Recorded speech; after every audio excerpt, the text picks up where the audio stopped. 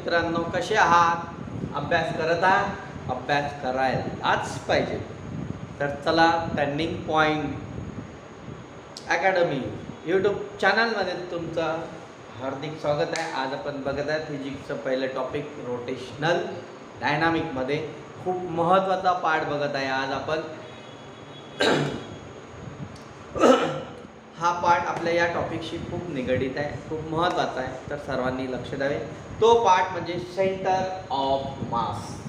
बघा, शब्दामध्येच आहे centre of मास. कोणाचं? सेंटर मासचं. पण आता मास कन्सिडर केलं एखादा, आता एक छोटासा एक डॉट कन्सिडर केला तर पार्टिकल म्हणतो आपण, तर त्याचा मास कन्सिडर करू. सपोज यम मास असेल, बरोबर आहे. मग आता त्याचं काय राहणार आहे? सेंटर ऑफ मास. एक डॉट जर आपण कन्सिडर केला तर त्याचं काय कन्सिडर, समजा डॉट कन्सिडर केला तर याचं सेंटर ऑफ मास काय कन्सिडर करू आपण? याचं जे सेंटर ऑफ मास आहे तो डॉट मीन्सच सेंटर ऑफ मास आपल्याला कन्सिडर करावं लागेल. ओके, आता आपण सेंटर ऑफ मास म्हणजे आता हा कन्सेप्ट समजून घेणे खूप महत्त्वाचे आहे. आता तो कशा प्रकारे समजून घ्यायचा तो बघा.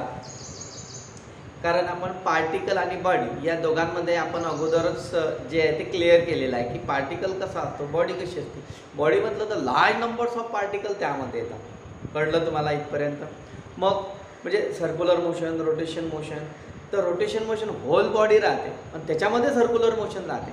पण एखादा पर्टिक्युलर पार्टिकल किंवा बॉडी तर ठीक आहे, नो प्रॉब्लेम, पण पार्टिकलसुद्धा सर्क्युलर मोशन परफॉर्म करते. परंतु रोटेशन मोशनचा जर कन्सेप्ट जर तुम्ही घेतला तर ती बॉडीच तुम्हाला कन्सिडर करावं लागेल. मग हाच एक कन्सेप्ट आपल्या सेंटर ऑफ मोशन सोबत सुद्धा आहे. तो कशा प्रकारे आहे ते बघू.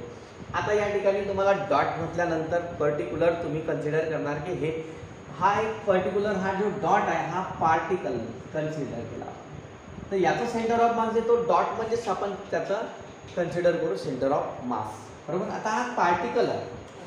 पार्टिकल म्हटल्यानंतर आपण त्याचा डॉट जो कन्सिडर करतो that is the centre of मास. आता तेच जर मी कन्सिडर केलं या ठिकाणी, हा सेंटर ऑफ मास समजून घेणे खूप महत्त्वाचे.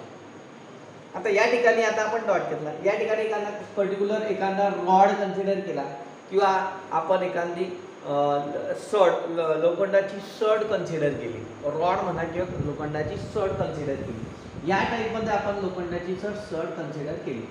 जॉमेट्रिकल जर बघितलं आपण तर सिमेट्रिकचा विचार केला आपण, तर सिमेट्रिक केलं तर या टाईपमध्ये सिमेट्रिक काढला आपण आणि याचा या टाईपमध्ये समजा हा सिमेट्रिक काढला तर हा काय राहील? त्याचा सेंटर ऑफ मास राहील. आता हा जो रॉड आहे, हा रॉड याच्यामध्ये लार्ज नंबर्स ऑफ पार्टिकल, त्याला आता आपण ऑब्जेक्ट कन्सिडर करू. ती झाली पर्टिक्युलर बॉडी झाली, कारण एकापेक्षा जास्त त्याच्यामध्ये पार्टिकल आहे. मग पार्टिकल आहे, फॉर एक्झाम्पल आपलं डस्टर जरी तुम्ही कन्सिडर केलं किंवा हा पेन जरी कन्सिडर केला, आपण सपोज पेन कन्सिडर केला, आता याचं सेंटर ऑफ मास काय राहणार आहे? याच्यामध्ये समजा सपोज 10 पार्टिकल्स आहेत, त्याच्यामध्ये 1 2 3 4 5 आपण 10 कन्सिडर करा असं, म्हणजे याच्यामध्ये भरपूर पार्टिकल्स आहेत, पण आपण समजून घेण्यासाठी फक्त कन्सिडर करतात 10 पार्टिकल्स आहे. आणि प्रत्येक पार्टिकलचं जे आहे मास 1 ग्रॅम कन्सिडर करा, बरोबर आहे. म्हणजे याचा टोटल 10 ग्रॅम मास होणार आहे. मग आता पर्टिक्युलर याचा सेंटर ऑफ मास काय राहील, बरोबर आहे. याला बॅलन्स करण्यासाठी सुद्धा मला तेवढाच फोर्स अप्लाय करावा लागेल. आता 10 ग्रॅम जर असेल तर मला 10 ग्रॅम बॅलन्स करण्यासाठी तेवढाच फोर्स अप्लाय करावा लागतो, तरच हा पेन आहे. जर मी आता हा पार्ट सोडला तर तो कुठलं टर्न होणार आहे? तर जिकडनं मी पकडलेला आहे तर हा त्याच्या अपोजिट साईडने खाली जाईल. याचा अर्थ इकडे बॅलन्स काय झालं का? त्याला नाही. म्हणजे याच्यावरती मी काय अप्लाय करत आहे? मी 10 ग्रॅमच त्याच्यावरती फोर्स अप्लाय करत आहे, पण तो हा एका कुठल्या तरी पर्टिक्युलर पॉईंटला घेऊन मी करत आहे. तर बाकीचे जे पॉईंट्स आहेत, जे बाकीचे जे पार्टिकल्स आहेत, तर त्याला बॅलन्स नाही करत आहे आपण. पर्टिक्युलर पार्टिकल एकाला करत आहे तर ते बाकीचे डाऊनला जाईल. कन्सिडर केलं तुम्ही. परत जर तुम्ही त्या साईडने इकडनं कन्सिडर करत असेल तर इकडचे पार्टिकल डाऊनला जातील. मग आता सेंटर ऑफ मास काय कन्सिडर करणार? म्हणजे सेंटर ऑफ मास हा खूप महत्त्वाचा कन्सेप्ट आहे. बघा, बॉडी असताना आणि एक पर्टिक्युलर पार्टिकल असताना सेंटर ऑफ मास समजून घेणे खूप महत्त्वाचं आहे. आपण एका पार्टिकलचा विचार, ठीक आहे, आता सपोज एकच पार्टिकल असेल तर लवकर लक्षात येईल. पण एकापेक्षा जास्त पार्टिकल असेल, म्हणजे बॉडी जर कन्सिडर केली तुम्ही, तर आपण सेंटर ऑफ मास कसं घेणार आहे? ठीक आहे, मान्य केलं की आता जॉमेट्रिकली आपण हा रॉड आहे, जॉमेट्रिकली रेक्टँगल फॉर्मॅटमध्ये आहे. सिमेट्रिकली केलं तर याला सेंटर ऑफ मास तुम्ही म्हणता, हा तुमचा जाणार आहे सेंटर ऑफ मास कन्सिडर केला, बरोबर आहे. आता जर बॉडी अनसेफ असेल, जॉमेट्रिकली अनसेफ असला तर त्यावेळेस तुम्ही काय अनसेफ कन्सिडर केला. आता यामध्ये काय करणार आहे तुम्ही, या बॉडीमध्ये कन्सिडर काय करणार आहे, याचा सेंटर ऑफ मास कसा येणार, बरोबर, तो आपल्याला फाईंड करावा लागेल, बरोबर आहे. आपण तेच बघत आहे. मग माझं सांगायचं तुम्हाला उद्देश तोच आहे की सेंटर ऑफ मास हे समजून घेणे खूप महत्त्वाचे आहे. ते समजलं म्हणजे तुम्हाला रोटेशनल मोशन हे खूप चांगल्या पद्धतीने समजेल. तर बघा आता आपण या ठिकाणी या टाईपमध्ये बघितलं की आता हा रेक्टँगल टाईप आहे, बरोबर आहे. डॉट बघितला, एखादा रॉड असेल तर हा सेंटर ऑफ मास आहे. यामध्ये आता जर मी स्क्वेअर घेतला, बरोबर आहे, तर याचे डायगोनल्स काढा तुम्ही. याचे जे डायगोनल्स काढले तर डायगोनल काढल्यानंतर हा त्याचा सेंटर ऑफ मास येते. सर्कल जर आपण कन्सिडर केलं तर त्याचा सेंटर हे त्याचा सेंटर ऑफ मास आहे. आता ह्या होल बॉडीचा हा सेंटर येतो आणि या होल बॉडीमध्ये याच्यामध्ये बरेचसे पार्टिकल्स आहेत, एकापेक्षा जास्त पार्टिकल्स आहेत, बरोबर आहे. एकापेक्षा जास्त पार्टिकल पण हा सेंटरच त्याचा सेंटर ऑफ मास आहे with respect to position centre आहे R1 R2 R2. आता ते पुढे आपण डिटेलमध्ये बघणार आहे.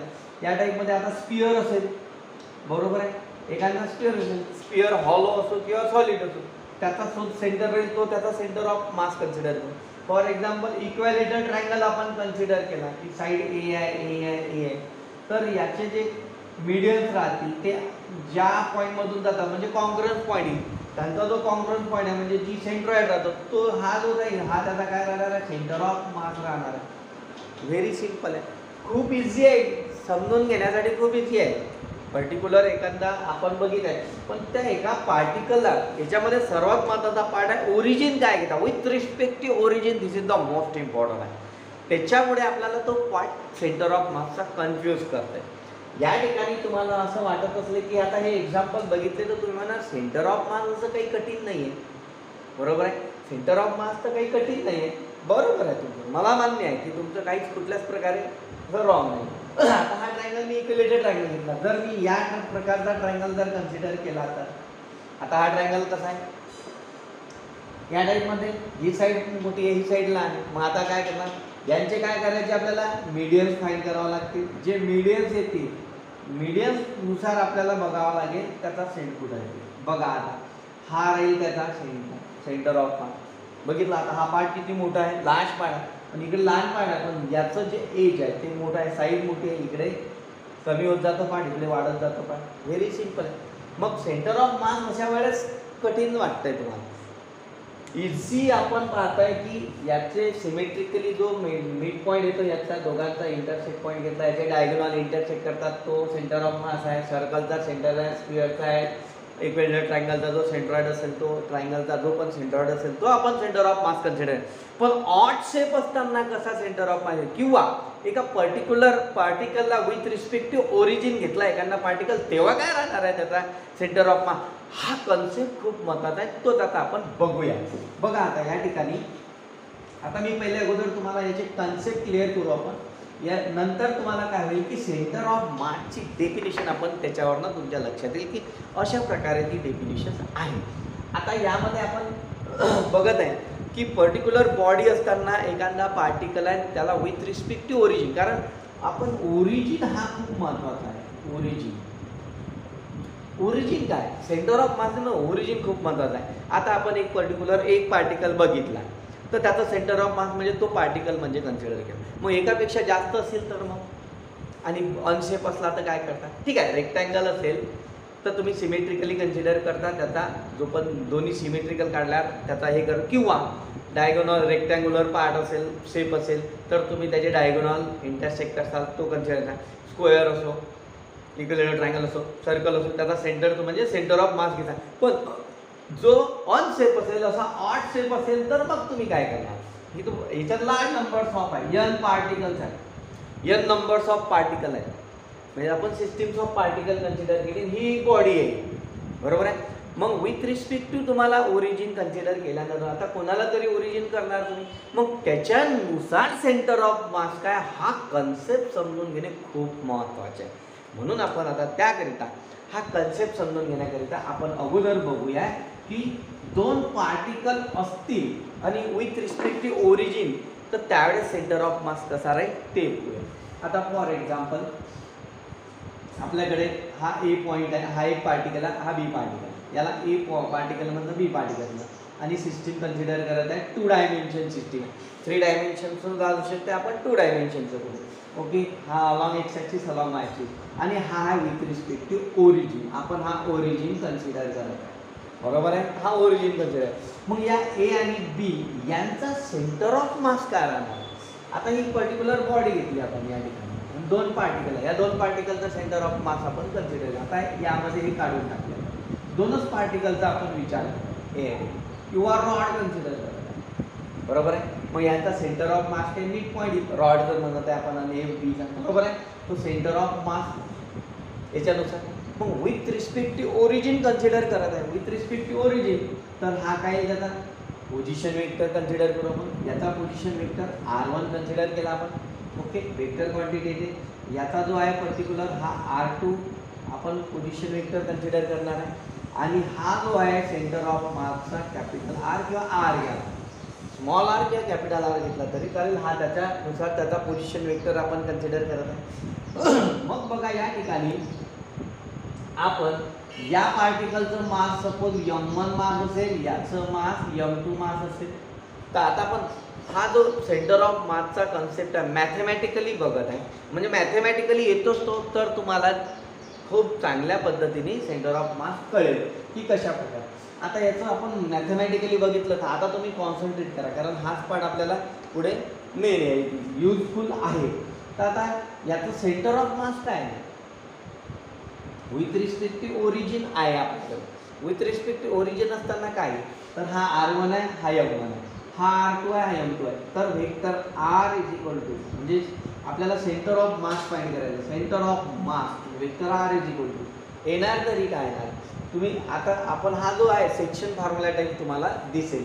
बघा काय R1 with respect to M आहे, means M1 vector R1 plus काही M2 vector R2 upon sum of the total mass, म्हणजे M1 प्लस M2.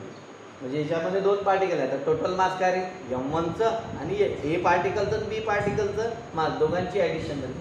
अशा प्रकारे किंवा आपण याला या टाईपमध्ये मॅथमॅटिकली लिहू शकतो. Summation i going from 1 to n, इथं राहणार आहे mi vector r i upon इथं काय राहील, एक तर m लिहा तुम्ही, एक तर याला काय करा समेशन m आय करा, i going from 1 to n या टाईपमध्ये, किंवा summation i going from 1 to n mi vector r i upon capital M. Capital M means काय येणार आहे ना, M1 plus M2 from of the 2 particle, total mass consider करू आपण. मला अशा प्रकारे 2 पार्टिकलचा सेंटर ऑफ मास अशा प्रकारे तुम्हाला मिळेल. हा झाला या ए आणि बी पार्टिकलचा सेंटर ऑफ मास. बघा आता आपण मॅथमॅटिकली कन्सेप्ट बघत आहे सेंटर ऑफ मासचा, एकदम शांततेत आणि एक लुसिड लँग्वेजमध्ये समजून घेण्याचा तुम्ही प्रयत्न करा. बघा मी तुम्हाला खूप छानपैकी समजून सांगायचा प्रयत्न करत आहे सेंटर ऑफ मास कशा प्रकारे असू शकते. तर अशा प्रकारे तुम्हाला सेंटर ऑफ मास राहील. 2 पार्टिकलचा बघितला. आता आपण हेच आता लार्ज नंबर्स ऑफ पार्टिकल असतील किंवा 3 डायमेन्शन असेल बॉडी, तर मग सेंटर ऑफ मास कसा राहणार आहे हा खूप महत्त्वाचा पार्ट यामध्ये येतो. बघा या ठिकाणी आता आपण लार्ज नंबर्स ऑफ पार्टिकल आहे कन्सिडर करू की बॉडी आहे, बरोबर आहे, ही बॉडी आहे. यामध्ये आपण खूप सारे पार्टिकल कन्सिडर करत आहे. यामध्ये 3 डायमेन्शनचा जरी विचार केला तरी चालेल, तुम्ही 3 डायमेन्शनचा विचार करू आपण. आता या ठिकाणी अशी भरपूर large number of young particles आहेत या ठिकाणी. कन्सिडर करत आहे आपण की हा जो पॉईंट आहे हा ओरिजिन कन्सिडर करत आहे. ओरिजिन, आता तुम्हाला ओरिजिन करणे खूप महत्त्वाचे आहे. सेंटर ऑफ मास करत असताना ओरिजिन. आता पर्टिक्युलर हा झाला सपोज R1 पोझिशन वेक्टर आहे, याचा R2 आहे, याचा R3 आहे, बरोबर आहे, हे R4 आहे, dot dot dot Rn, large numbers of particle. आता प्रत्येक पार्टिकलचा मास राहील M1 राहील, M2 राहील, M3 राहील, M4 राहील आणि Mn असं पाहिजे. मग अशा वेळेस विथ रिस्पेक्ट टू ओरिजिन, तर याचा सेंटर ऑफ मास काय कन्सिडर करू, सेंटर ऑफ मास खूप महत्त्वाचं. तर मग काय कन्सिडर करू, R इज इक्वल टू, म्हणजे centre of mass is equal to काय कन्सिडर करणार आहे, लार्ज नंबर्स आहेत, जेवढे पण पार्टिकल आहेत तेवढे पार्टिकल आपण कन्सिडर करू. M1 R1 plus M2 R2 plus dot dot dot plus m n r n vector upon m1 plus dot dot plus m very simple. Okay, अशा प्रकारे. आता तुम्हाला वाटत असेल की आता कोऑर्डिनेटचा विचार केला, अलॉंग एक्स ॲक्सिसचा विचार केला, तर अलॉंग एक्स ॲक्सिसलाच कन्सिडर करत असताना सेंटर ऑफ मास कसं राहील, तर व्हेरी सिंपल आहे.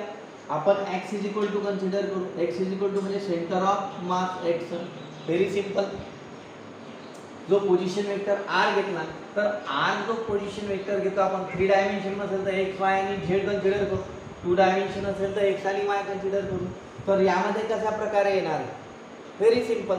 सपोज आता जेवढे पॉईंट्स आहेत आपले त्या पॉईंटमध्ये आपण आता या ठिकाणी m1 आहे तर इथं x1 येईल plus m2 x2 dot dot dot plus mn xn consider करू upon m1 plus dot dot dot plus mn. अशा प्रकारे याला आपण समेशन लिहू. समेशन आएगा 1 to n mi xi upon हा कॅपिटल M लिहा किंवा समेशनच्या फॉर्ममध्ये. हा झाला x अलॉंग द x कोऑर्डिनेटचं सेंटर ऑफ मास झालं. मग y कोऑर्डिनेटचं centre of mass very simple. अशाच प्रकारे समेशन आएगा 1 to n mi yi upon m. Same झेडचं तसं centre of mass of along the म्हणजे कोऑर्डिनेट्स झेड कोऑर्डिनेटचं राहील. या समेशन आएगा 1 to n mi झेड आहे अपॉन व्हेरी सिंपल. तर हे नोट करून घ्यायचे सर्व. खूप महत्त्वाचा पार्ट आहे हा, खूप महत्त्वाचा मॅथमॅटिकली पार्ट आहे. जेव्हा तुम्ही डिटर्मिन करायला येईल तुम्हाला न्यूमेरिकली, तर तुम्हाला फॉर्म्युले खूप महत्त्वाचे आहेत. अशा प्रकारे आपण सेंटर ऑफ मास बघितलं. खूप सिंपल पार्ट आहे सेंटर ऑफ मास. मग आता तुमच्या लक्षात आलं असेल की याच्यावरनं डेफिनेशन कशी काय राहणार आहे सेंटर ऑफ मासची, ती खूप महत्त्वाची आहे. आशा करत आहे की मला मी जे तुम्हाला आता सेंटर ऑफ मासबद्दलचा जो कन्सेप्ट क्लिअर केला तो छानपैकी समजला असेल असं मी गृहीत धरतो. आणि आपण आता सेंटर ऑफ मासच्या डेफिनेशनकडे जाऊ. आपण हा कन्सेप्ट बघितला कशा प्रकारे आहे सेंटर ऑफ मास. खूप इझी पार्ट आहे, पण पर्टिक्युलर बॉडी असताना एखाद्या पार्टिकलचा सेंटर ऑफ एखाद्या विथ रिस्पेक्ट टू ओरिजिन घेतल्याना अशा बॉडीचा सेंटर ऑफ मास फाइंड करायचा असेल तर तुम्हाला मॅथमॅटिकली कन्सेप्ट हा क्लिअर असायला हवा. अशा वेळेस तुम्ही त्याचं सेंटर ऑफ मास फाइंड करू शकता. आता बघा डेफिनेशन कशा प्रकारे आपण आता जो आपण कन्सेप्ट होता तो एक्सप्लेन केला, तुम्हाला छानपैकी समजला असेल कन्सेप्ट ऑफ सेंटर मास. त्याच्यावरनं डेफिनेशन कशी राहणार आहे, तर centre of mass is defined as the, he body consider करू आपण, ही बॉडी कन्सिडर केली आणि हा त्याचा सेंटर कन्सिडर करा. आता हा सेंटर ऑफ मास आहे असं कन्सिडर करा. हा जो पॉईंट आहे हा सेंटर ऑफ मास आहे. मग centre of mass is defined as that, हा पॉईंट आहे at which the whole mass of the body suppose is to be concentrate. Suppose is to be concentrate means आता याच्यात म्हणजे large numbers of particles, large numbers of या ठिकाणी काय particles आहेत. आणि हा जो पॉईंट आहे मीन्स आपण म्हणत आहे की हे सेंटर ऑफ मास आहे या बॉडीचं. सेंटर ऑफ मास आहे of a body is defined as that point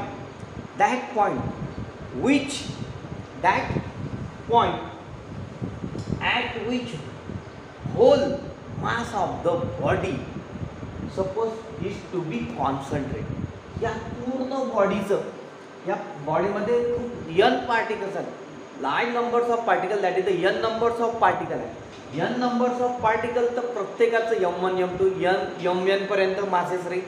मग त्या पूर्णच्या पूर्ण जे मास आहे, तर हा जो पॉईंट आहे हा पॉईंट कॉन्सन्ट्रेट करत आहे पूर्ण बॉडीचं मास. फॉर एक्झाम्पल आता हे डस्टर्स आहे, मी या ठिकाणी याला पकडेल तर ते या ठिकाणी राहील, म्हणजे अदर पार्टिकल्स जे आहेत त्याला ग्रॅव्हिटेशन अट्रॅक्ट करेल, इकडे पण तेच करेल. याचा सेंटर ऑफ मास काय आहे या ठिकाणी, याचा सेंटर ऑफ मास आहे मीन्स हा एक पर्टिक्युलर पॉईंट आहे. Centre of mass of the body is defined as that point at which the whole mass of the body, या बॉडीची is to be or supposed to be concentrated. हे concentrate करत आहे. So this called as the centre of mass of the body is suppose to be concentrate. आता ही body circle आहे, खूप सारे काय आहेत पॉईंट आहेत, याचा हा सेंटर आहे, सेंटर ऑफ मास म्हणून. कसं centre of mass of the body is defined as that point at which the whole mass of the body is to be concentrated. So this is called as the center of mass. इकडे हा rectangle घेतला, हा एक particle आहे, याचं मास m आहे, हा particle आहे, याचं मास ट्वाइस m आहे. पण याचा सेंटर ऑफ मास आहे, म्हणजे हा जो पॉइंट आहे, that point at which whole mass of the body is to be concentrate. So this is called as the center of mass. याचा जो सेंटर ऑफ मास आहे विथ रिस्पेक्ट टू ओरिजिन जो आपण कन्सिडर करू, त्या origin वर depend राहील की कोणता हा suppose to be concentrate. Okay, या पॉइंटला आपण कॉन्सन्ट्रेट करणार आहे, तोच त्याचा काय राहणार आहे, सेंटर ऑफ मास राहील. मग आता आपण विथ रिस्पेक्ट टू जर ओरिजिन कन्सिडर केला, आपण हा ओरिजिन आहे आणि हा सपोज याचा डिस्टन्स डी कन्सिडर केला आपण, तर हा पॉईंट येईल डी कॉमा 0 येईल. मग याचा सेंटर ऑफ मास आहे, पर्टिक्युलर याचा डिस्टन्स डी आहे, हा पॉईंट आहे ओरिजिन कन्सिडर केला, तर हे डिस्टन्स काही अलॉंग एकच ॲक्सिस कन्सिडर करा, डी कॉमा 0 येईल. तर याचा आपण मास फाइंड करू शकतो, व्हेरी सिंपल आहे. अलॉंग ॲक्सिस सेंटर ऑफ मास राहील, त्याचा एकच कन्सिडर केलं तर काय राहणार आहे, या ठिकाणी मास किती आहे, m आहे, पॉईंट किती येते 0 येतो, म्हणजे पोझिशन वेक्टर, प्लस इकडे मास किती आहे ट्वाइस m आहे, त्याचा पोझिशन वेक्टर किती येतो d येतो, upon total mass sum of the total mass m plus twice m. काय राहणार आहे, हा 0 येतो, प्लस इथे किती येते ट्वाइस m d येते, upon thrice m. Okay, m cut झाला 2 3d. मग हा राहील त्याचा सेंटर ऑफ मास, म्हणजे कुठं येणार आहे, हा येईल. तर हा जो पॉइंट आहे हा राहील 2/3d, 0. This is the center of mass. हे त्याचे कोऑर्डिनेट्स राहतील. So definition you understood the definition. Centre of mass is defined as center of mass of the body. Center of mass of the body is defined as that point which whole mass of the body is to be concentrated. So this is called as the center of mass. Understood? खूप simple पद्धतीने मी definition तुम्हाला समजला असेल हा concept. तर आपण next concept बघा. आता आपण पुढे बघत आहे, ऑलरेडी तुमचा झालेला कन्सेप्ट आहे, तरी पण आपल्याला रिकॉल करायचा आहे. Real force and सिडो force. Very simple. सिडो force हा शब्द असा नवीन वाटत आहे, नॉट रिअल म्हणजे सिडो फोर्स. Very simple. बघा आता रिअल फोर्स कसा आहे, दोन बॉडीमध्ये इंटरॅक्ट होत असेल, म्हणजे a force which is produce due to interaction between the object is called real. परत डेफिनेशन बघा, कॉन्सन्ट्रेट करा definition. A force which is produce due to interaction between the object is called as real force. म्हणजे real force जो आहे which is produce due to interaction between the two object is called as real force. Means under the Newton laws of motion obeys करेल, frame of reference. किंवा example जर बघितले आपण तर gravitational force आहे, nuclear force आहे, बरोबर आहे. Nuclear force, gravitational force. आपण झालं फ्रिक्शनल फोर्स, म्हणजे friction force, gravitational force, nuclear force. हे एक्झाम्पल्स आहेत रिअल फोर्सचे. जर दोन ऑब्जेक्टमध्ये इंटरॅक्ट होते, फॉर एक्झाम्पल अर्थ रिव्हॉल्व अराउंड द सन, अर्थ ही स्वतःच्या सर्क्युलर पाथमध्ये सनला रिव्हॉल्व करते, तर यामध्ये ग्रॅव्हिटेशनल फोर्स येतो. अंडरस्टूड. रोड आहे, रोड सरफेस अँड व्हेकल आहे, व्हेकलचं जे टायर आहे, मग आपण व्हेकलचं जे व्हील कन्सिडर करू, त्या दोघांमध्ये फ्रिक्शन फोर्स राहतो. सो रिअल फोर्स आहे, obeys the Newton's law. Understood. त्यानंतर न्यूक्लिअर फोर्स आहे, electron revolve around a nucleus. Okay, याला आपण रिअल फोर्स म्हणतो. परत डेफिनेशन बघा, a force which is produced due to a force which is produced due to interaction between the object is called as real force. Example, gravitational force, friction force, nuclear force, weak or strong. अशा प्रकारे तुम्हाला हे obeys राहील under the frame frame of reference आणि Newton law. आता बघू आपण सिडो force. Very simple. जो रिअल नाही तो सिडो. नॉट रिअलला सिडो कन्सिडर केला जातो. नॉट रिअलला सिडो फोर्स कन्सिडर केला जात आहे. म्हणजे आता आपण बघितलं की इंटरॅक्शन्स होते, तर सिडो फोर्सचं तसं नाही. फॉर एक्झाम्पल, तुम्ही बसमध्ये बसले, बसमध्ये जे हँडल पकडलेलं आहे, ड्रायव्हरनी गाडी स्टार्ट केली, केल्यावर एकदम गाडी जर पुढे गेली तर आपण मागच्या साईडला जातो. That is the not real force, सिडो force. Okay, आपण टू व्हीलरवर बसलेला आहे, समोरून गाडी चालवत राहिला कोणी, आपण मागे बसलेला आहे आणि तो गाडी चालवत आहे. आता गाडी चालवत आहे, गड्ड्यातून गाडी गेली किंवा ब्रेकर आले, ब्रेकरवर त्यांनी फास्ट गाडी आणि ब्रेकर आले आणि त्याला दिसले आणि त्यांनी अचानक सडनली ब्रेक प्रेस केले, तर आपण तर समोर त्याच्या अंगावर आणि पडू. ओके, आणि बाईकवर गर्लफ्रेंड आणि फ्रेंड असले तर मग तर काही प्रश्नच नाही, छपकी तर छपकीच होती आहे. That is the pseudo force. Understood. हा एक कॉमेडीचा भाग झाला, पण सिडो फोर्स हा रिअल फोर्स नसतो. मग सिडो फोर्स काही एवढं विशेष नाही आहे. यामध्ये सिडो फोर्स म्हटलं म्हणजे नॉट रिअल फोर्स होतं. तर आपण याच्याबद्दल काय, in case does not mean imaginary but just means non real consider करा. जो रिअल नाही म्हणजे non real, so called as the pseudo force. अशा प्रकारे आपण यामध्ये बघितलं. आता जो असेल, this force are major negative acceleration म्हणजे -m vector a, negative acceleration consider करायचं. हा non inertial frame of reference म्हणजे non frame of reference consider करा. तर न्यूटन लॉज ओबेज. ओके, तर अशा प्रकारे हा आपण बघितला पार्ट, हा सेंटर ऑफ मास आणि रिअल अँड सिडो फोर्सचा. व्हेरी सिम्पल कन्सेप्ट आहे. सिडो फोर्स खूप महत्त्वाचा आहे. जो रिअल नाही तो सिडो राहतो. म्हणजे रिअल सांगितलं, a force which is produce due to interactions between the two object is called real. जो रिअल नाही म्हणजे not real, so called the pseudo force. एवढं लक्षात ठेवलं तरी चालेल. ओके, तर आशा करतो की खूप छानपैकी तुम्हाला आजचे कन्सेप्ट समजले असतील. So take care, nice day, bye.